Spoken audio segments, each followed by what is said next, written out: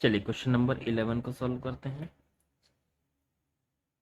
Question number 11, why does a charge rod attract a piece of paper. एक charge rod है, मान लीजिए के ऊपर माइनस चार्ज है, कुछ भी हो सकता है, प्लस चार्ज भी हो सकता है। मैं बार बार प्लस ले रहा था तो अब मैं माइनस ले लेता हूँ, एक एग्जांपल। और छोटे छोटे पेपर के पीसेस पड़े हुए, तो उनको वो क्यों अट्रैक्ट करता है। तो ये क्वेश्चन नंबर 1 में भी हमने डिस्कशन किया था, ड्यू टू इंडक्शन। क्योंकि माइनस का चार्ज रोड के ऊपर है तो इंडक्शन की वजह से पेपर के पास वाली सरफेस पे प्लस चार्ज आ जाएगा और दूर वाली सरफेस पे माइनस चार्ज आ जाएगा। इसलिए पास वाला जो ये चार्ज है प्लस चार्ज, और ये रोड पे माइनस चार्ज, ये दोनों एक दूसरे को अट्रैक्ट करेंगे। ठीक है, तो इस वजह से पेपर के पीसेस को ये अट्रैक्शन में ले आता है, और जैसे ही ये पेपर के पीसेस इस पे जाके चिपकते हैं, अट्रैक्ट होके स्टिक होते हैं, फिर तुरंत उसके बाद चार्ज ट्रांसफर की वजह से वो दूर भी हट जाते हैं। ये पहले क्वेश्चन में हमने डिस्कशन किया था। क्वेश्चन नंबर 12, क्वेश्चन नंबर 12 के अंदर आइए, can two similar charge ball attract each other. क्या दो सिमिलर चार्ज बॉल्स एक दूसरे को अट्रैक्ट कर सकती हैं। देखिए एक चार्ज बॉल है, मान लीजिए सिमिलरली चार्ज बॉल है, दूसरी भी बॉल है, उसमें भी प्लस ही चार्ज है क्योंकि सिमिलरली बोला इन्होंने। तो क्या ये एक दूसरे को अट्रैक्ट कर सकती हैं, तो नो। क्यों नहीं अट्रैक्ट कर सकती, क्योंकि सेम चार्जेस के बीच में अट्रैक्शन नहीं होता, रिपल्शन रिपल्शन होता है। ठीक है, तो ये दोनों एक दूसरे को अट्रैक्ट नहीं करने वाली। Question number 30, two identical metallic spheres a and b of exactly same mass are taken. दो आइडेंटिकली मेटालिक स्फीयर लिए हमने, लो जी ये रे, और सेम मास, बिल्कुल एम मास इसका, एम मास इसका, और बोलिए एक ए, एक का नाम ए रख दो, एक का बी, बहुत बढ़िया। 13 क्वेश्चन पढ़ते जाइए। Two identical metallic sphere A and B और exactly same mass are taken, ले लिए। A is now given positive charge and B is given equally negative charge. चलो जी, इनको पॉजिटिव चार्ज दे दिया हमने, इक्वली इनको नेगेटिव चार्ज दे दिया, उतना। चलो ठीक है। Will their masses after charging be also equal, no. आपको पता होना चाहिए जब किसी बॉडी पे प्लस चार्ज आता है तो इसका मतलब उसमें इलेक्ट्रॉन्स की कमी है। तो यहां हो गई डेफिशिएंसी ऑफ इलेक्ट्रॉन्स।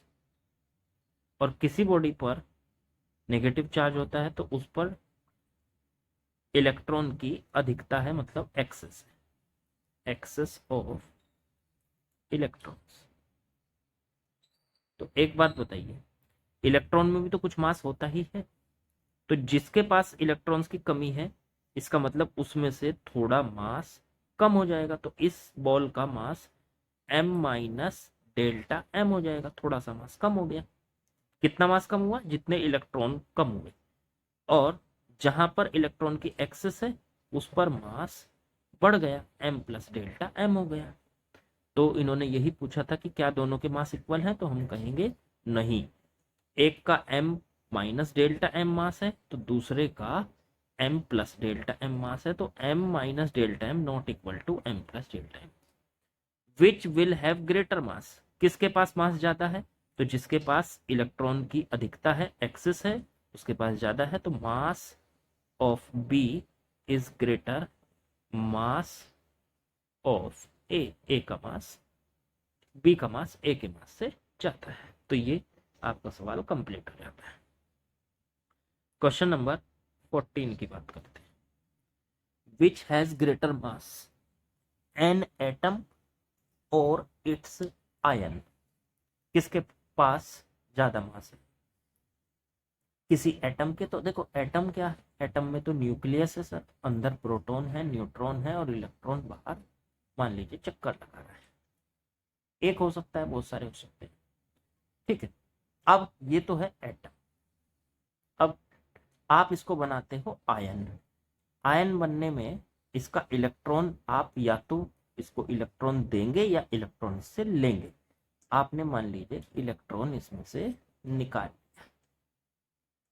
ठीक है, अब देखो आयन तो ये तभी बनेगा ना, आयन ये तभी बनेगा या तो आप इसको इलेक्ट्रॉन दें या इससे इलेक्ट्रॉन ले लें। ठीक है, तो सीधी सी बात है, आपने इसमें से अगर इलेक्ट्रॉन निकाल लिया तो ये सिर्फ न्यूक्लियस रह जाएगा, एक ही इलेक्ट्रॉन था वही निकाल लिया आपने, तो ये बन गया आयन। बन गया कि नहीं? तो ऐसी सिचुएशन में तो आपने इसका मास कम कर दिया, मान लीजिए इसका मास m था, आपने इसका मास m माइनस डेल्टा m कर दिया, क्योंकि आपने एक इलेक्ट्रॉन को बाहर निकाल दिया। ऐसा भी तो हो सकता था, दूसरी सिचुएशन ऐसा भी तो हो सकता था कि आप इसके पास p और n प्रोटॉन और न्यूट्रॉन थे, एक इलेक्ट्रॉन भी था, एक और दे दिया आपने इलेक्ट्रॉन इसका, दो इलेक्ट्रॉन दे दिए, इस बार इलेक्ट्रॉन एक बार एक और दे दिया, दो इलेक्ट्रॉन हो गए, तो इस बार भी ये आयन बन गया। पहली बार में तो ये इलेक्ट्रॉन निकल के पॉजिटिव आयन बना था, और दूसरी बार में इलेक्ट्रॉन लेकर ये निगेटिव आयन बन गया। ठीक है ना? तो उस केस में इसका मास इंक्रीज हो गया, इंक्रीज मास। तो कितना हो गया इस बार? m प्लस डेल्टा m, मास बढ़ चुका है, मास बढ़ चुका है। ठीक है, तो अब इन्होंने क्या पूछा था? एन एटम, कौन सा क्वेश्चन था? 14, which has greater mass, an atom या एन आयन? एटम का मास ज्यादा होता है या आयन का? भाई सीधी सी बात हम कह सकते हैं, एटम के पास जितना भी मास है, इलेक्ट्रॉन दे के वो कम हो जाता है और इलेक्ट्रॉन लेकर वो ज्यादा हो सकता है। तो आयन में मास ज्यादा भी हो सकता है, आयन आयन में एटम से मास कम भी हो सकता है। ठीक है ना? ये दोनों सिचुएशन मैंने आपके सामने सॉल्व कर दी कि मास एटम में देखो m था, m plus m minus delta m हो गया तो कम हो गया, और m प्लस डेल्टा m हो गया तो ज्यादा हो गया। बोलो बात क्लियर हुई कि नहीं? ठीक है, तो आयन में मास ज्यादा भी। अब फिर पूछा है इसने एन एटम और इट्स कैटायन, एन एटम और इट्स एनायन, दोनों बातें हो गई, इनमें से एक कैटायन बन गया एक एनायन बन गया, तो दोनों सिचुएशन ने यहाँ पे डिस्कस कर ली, क्योंकि देखो इनमें से एक कैटायन बन गया, ठीक है, और एक एनायन बन गया। तो आयन के पास मास एटम से ज्यादा भी हो सकता है और कम भी हो सकता है। चलो आगे बढ़ो, आगे बढ़ते हैं, पेज ले लेते हैं एक और। चलो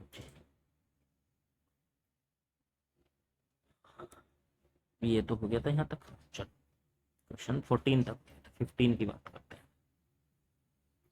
15 बिल्कुल आसान, question number 15, an atom b is given charge b minus, एक एटम बी है, अब वो चार्ज लेके बी माइनस बन गया, कोमा बी प्लस, एक बार उसे बी प्लस बनाया।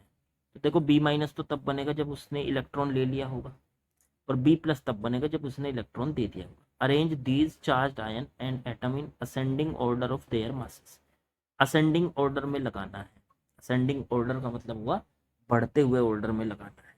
ठीक है, तो बढ़ते हुए ऑर्डर में मतलब सबसे छोटा मास किसका होगा? तो जिसने इलेक्ट्रॉन दिया उसका मास सबसे छोटा होगा, बी प्लस। फिर जिसके पास अभी इलेक्ट्रॉन, जिसने कुछ नहीं दिया, मान लीजिए बी, देखो ऐसे समझो ना, बी था, बी ने इलेक्ट्रॉन दे दिया तो बी प्लस बन गया, इलेक्ट्रॉन दे दिया तो सबसे मास कम बी प्लस के पास हो गया। फिर बी के पास मास है, और बी माइनस का मतलब है उसने इलेक्ट्रॉन ले लिया, एक और इलेक्ट्रॉन लेके उसका मास और बढ़ गया, तो फिर सबसे ज्यादा मास बी माइनस के पास है। बात क्लियर हो गई होगी आप लोगों को? चलो आगे बढ़ते हैं, क्वेश्चन नंबर 16 करते हैं। Why the comb rub with oily और wet hair fails to attract paper piece? देखो जब हम किसी कॉम्ब को ड्राई हेयर्स के साथ रब कराते हैं, तो ड्राई हेयर्स में क्या होता है, उसमें ऑयल के, या आप ये कह लीजिए वाटर के मॉलिक्यूल नहीं होते, तो चार्ज का ट्रांसफर बिल्कुल इजी हो जाता है। मान लीजिए हेयर्स के साथ आपने ड्राई हेयर्स के साथ आपने उसको रब करा दिया कॉम्ब को, ठीक है, तो ड्राई हेयर्स के साथ इलेक्ट्रॉन्स का ट्रांसफर इजीली हो जाता है, क्योंकि उसमें ऑयल के या वाटर के मॉलिक्यूल्स मौजूद नहीं है। ठीक है, लेकिन जब हेयर ड्राई ना होके ऑयली हेयर्स हो या वेट हेयर्स हो, तो ऑयल के मॉलिक्यूल्स या ये कह लीजिए आप वाटर के मॉलिक्यूल्स की वजह से जो हेयर से ट्रांसफर होने हैं इलेक्ट्रॉन कॉम पे या कॉम से ट्रांसफर होने हैं हेयर पे, वो नहीं हो पाते हैं, क्योंकि उनकी एक एक एक स्किन बन जाती है उसके ऊपर ऑयल की, तो वो ट्रांसफर नहीं होते हेयर से कॉम पे या कॉम से हेयर पे, चार्ज ट्रांसफर नहीं होता है। इस वजह से क्या होता है कि ये जो इन्होंने सवाल पूछा कि why the comb rubbed with oily और wet hair fails to attract the paper piece, वो पेपर पीस को अट्रैक्ट ही नहीं कर पाएगा, क्योंकि जब आप उसको ऑयली हेयर्स या आप ये कह लो वेट हेयर्स के साथ आप उसको रब कराएंगे तो आप समझ जाएंगे कि कॉम के साथ उसका इलेक्ट्रॉन ट्रांसफर नहीं हुआ, no electron transfer, no charge transfer, ऐसे लिख लो, नो चार्ज ट्रांसफर। जब चार्ज ट्रांसफर ही नहीं हुआ तो ये कॉम जो है चार्ज नहीं होता, और चार्ज नहीं होता तो वो पेपर के पीसेस को अट्रैक्ट नहीं करता, सो नो अट्रैक्शन, क्योंकि अट्रैक्शन तो ये चार्ज की वजह से हो रहा था ना, अब चार्ज हुआ ही नहीं कॉम, तो no attraction paper pieces, paper pieces को वो अट्रैक्ट नहीं कर पाता है। चलो आगे बढ़ते हैं, क्वेश्चन नंबर 17 की बात करते हैं। Question number 17, can a photon B charged? तो फोटोन, देखो सीधी सी बात है, फोटोन को चार्ज नहीं किया जा सकता, फोटोन पे चार्ज नहीं होता, इसको हम पढ़ेंगे। फोटोन जो है उसको ना तो चार्ज किया जा सकता है क्योंकि उसका रेस्ट मास 0 होता है, इसको हम पढ़ेंगे बच्चों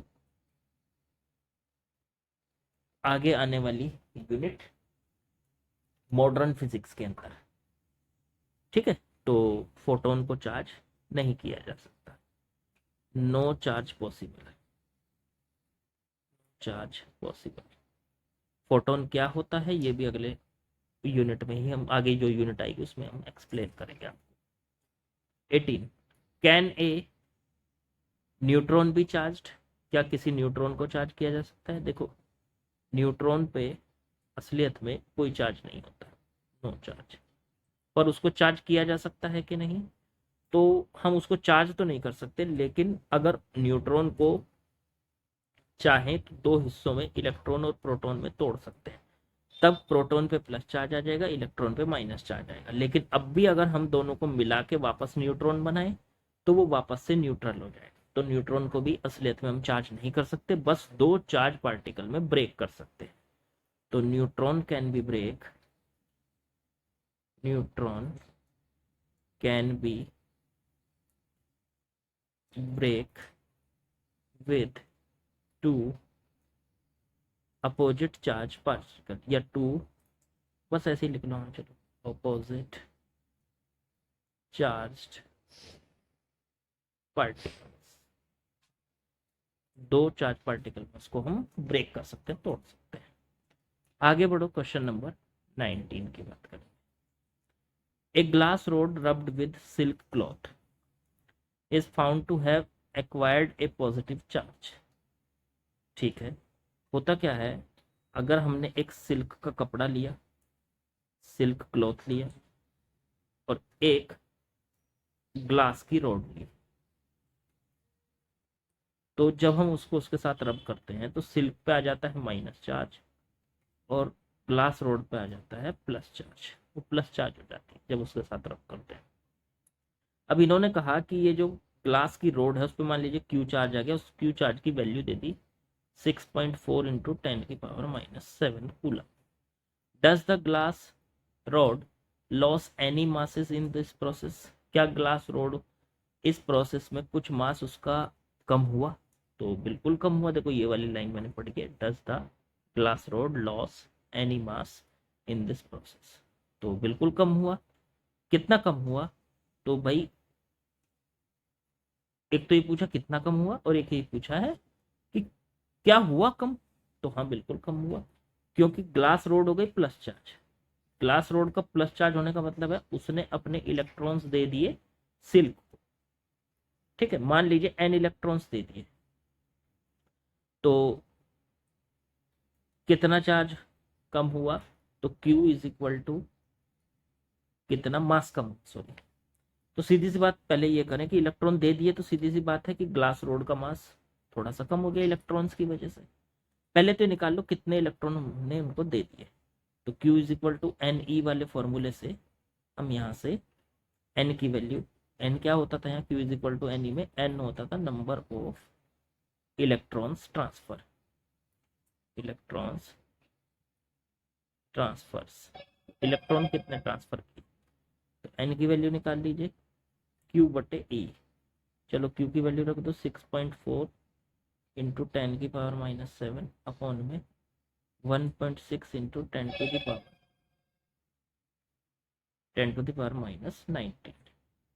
चलो इसको उठा के सॉल्व कर लेते हैं। 1.6 से 6.4 काटा, 4 आ गया, तो 4 इंटू 10 की पावर 7 कम होके ऊपर प्लस 19 तो प्लस 12 आ गया। इतने इलेक्ट्रॉन्स ट्रांसफर हो, ठीक है जी, इतने इलेक्ट्रॉन्स ट्रांसफर। अब सोचो एक इलेक्ट्रॉन का मास कितना है, एक इलेक्ट्रॉन के देने से कितना मास कम हो जाएगा। तो एक इलेक्ट्रॉन का मास होता है 9.1 into 10 to the power minus 31 kg, ठीक है। तो n इलेक्ट्रॉन दे के कितना हो जाएगा, तो ये तो एक इलेक्ट्रॉन का मास हो गया। तो लॉस इन मास, मास में कितनी कमी आ गई, तो वो आ गई एक इलेक्ट्रॉन के, एक इलेक्ट्रॉन देता तो मास में इतनी कमी आ जाती 9.1 into 10 to the power minus 30, और n इलेक्ट्रॉन्स दे दिए तो कितनी कमी आ जाएगी, n इंटू एम के बराबर। तो n और m की मल्टीप्लाई कर लो, तो 4 इंटू 10 की पावर 12 इंटू में 9.1 इंटू 10 की पावर माइनस 31। सॉल्व कर लीजिए इसको, तो आंसर आ जाएगा 4 3 पॉइंट, वही जो आपको आंसर में दे ही रखा है 3.64 इंटू 10 की पावर माइनस 18 kg। इतने मास की उस बॉडी पर कमी आ जाएगी, मतलब ग्लास की रोड पर इतने मास की कमी है। भाई एक इलेक्ट्रॉन दे रहे हैं तो इतनी कमी आ जाएगी, m एक इलेक्ट्रॉन के मास के बराबर। और कितने इलेक्ट्रॉन दिए हमने, 4 इंटू 10 की पावर 12 इलेक्ट्रॉन्स दिए, तो उनकी मल्टीप्लाई कर लो आपस में। एक इलेक्ट्रॉन का मास इतना है तो n इलेक्ट्रॉन्स का होगा n इंटू एम, तो ये पूरा मास की कमी आ जाएगी, इतने मास जो है उसका लॉस हो जाएगा। आई थिंक मेरे ख्याल से आपको समझ में यहाँ तक आ गया होगा।